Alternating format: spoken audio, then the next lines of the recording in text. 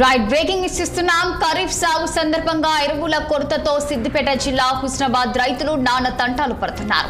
నెల రోజులుగా దుకాణాలు పిఎస్సిఎస్ల వద్దకు ప్రదక్షిణలు చేస్తున్న ఫలితం దక్కడం లేదు. సద్దులు కట్టుకొని వెళ్లి క్యూ లైన్ లో గంటల పాటు నిరీక్షించిన ఒక్క బ్యాగ్ అందడం లేదని అన్నదాతలు ఆవేదన వ్యక్తం చేస్తున్నారు. తాజాగా హుస్నాబాద్ పట్టణంలోకి యూరియా వచ్చిందన్న సమాచారంతో రైతులు వేకువజామునే షాపుల వద్ద బార్లు తీరారు. గంటల పాటు పడిగాపులు కాశారు. ఓపిక నశించడంతో చెప్పులు పెట్టి యూరియా కోసం ఎదురు చూశారు. చివరికి విసిగి విసారిన రైతులు మంత్రి క్యాంప్ ఆఫీస్ ముట్టడి యత్నించారు. పోలీసులు రంగప్రవేశం చేసి రైతులను శాంతింపచేసి ఆందోళన విరమింపజేశారు.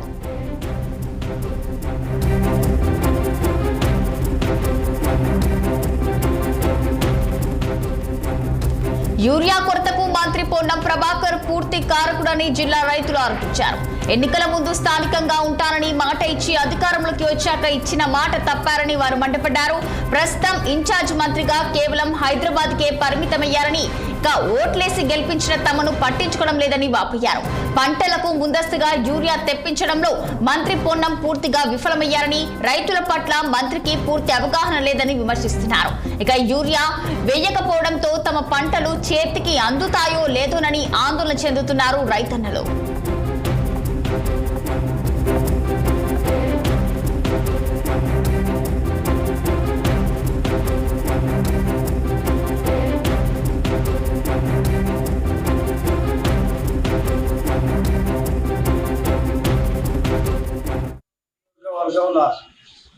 యూరియా కొరత తీవ్రంగా ఉన్నది. ఎన్ఆర్ వేస్తే రైతులు ఎరువుల షాప్ ముందు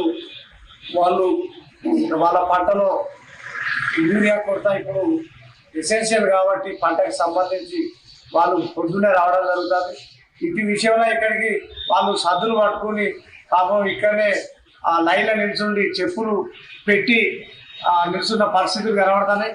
ఇక్కడ స్థానిక మంత్రి పొన్నం ప్రభాకర్ గౌడ్ గారు ఎమ్మెల్యే ఎన్నికల ప్రచారంలో భాగంగా ఆయన నేను ఇక్కడనే ఉంటా, ఇక్కడి ప్రజలకు సంబంధించి ఎటువంటి సమస్యలైనా నేను పరిష్కరిస్తా, నన్ను గెలిపిస్తే నేను మీకు ఎప్పుడైనా మీకు అందుబాటులో ఉంటా అనే ఆ సందర్భంగా ఆయన హామీ ఇవ్వడం జరిగింది. కానీ ఇప్పుడు చూస్తే క్షేత్రస్థాయిలో పరిస్థితులు వేరే కనబడుతున్నాయి. ఆయన ఎక్కువ